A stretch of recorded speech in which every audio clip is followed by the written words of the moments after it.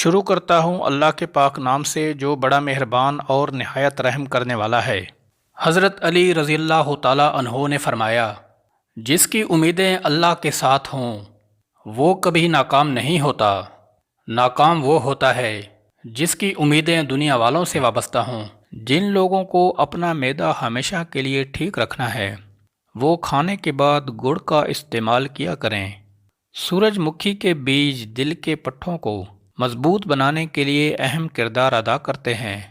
جن افراد کا معدہ کمزور ہو وہ صبح ناشتے میں جامن کھایا کریں۔ معدے کی کمزوری دور ہو جائے گی اور غذا بھی جلدی ہضم ہوگی۔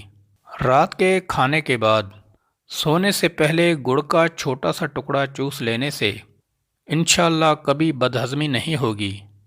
یہ چھوٹا سا گڑ کا ٹکڑا کئی بیماریوں سے بچاتا ہے۔ کچی روٹی یا کچا پھل کھانے سے انسان کا ذہن کمزور ہو جاتا ہے۔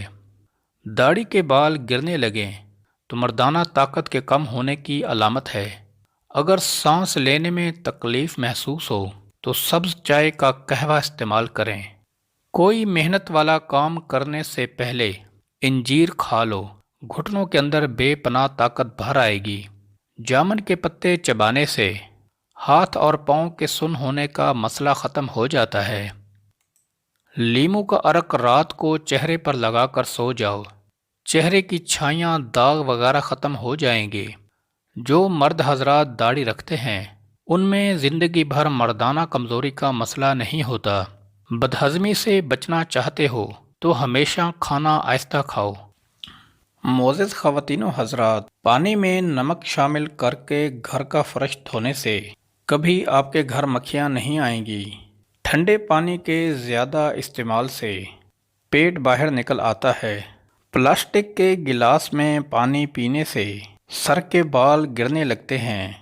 ہری بھری گھاس میں بیٹھ کر لمبے لمبے سانس لینے سے پھیپھڑوں کی صفائی ہو جاتی ہے۔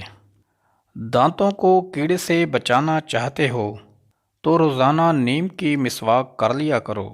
کھانے کے بعد ایک کیلا کھانے سے کھانا جلدی ہضم ہو جاتا ہے۔ ہفتے میں 3 مرتبہ الائچی چبا لینے سے آپ کو زندگی بھر سانس کی بیماری نہیں ہوتی۔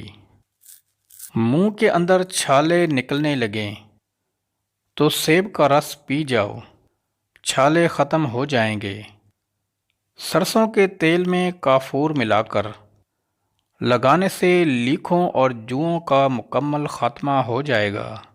پیدا ہونے والے بچے کا رنگ کالا ہو تو اس کو ماں کے دودھ کے ساتھ ساتھ گائے کا دودھ استعمال کراؤ، اس سے رنگ گورا ہو جائے گا۔ رات کو 2 تسبیح سورہ اخلاص کی پڑھ لیا کرو، اس کے بعد سو جاؤ، آپ کے رزق کی تنگی دور ہو جائے گی۔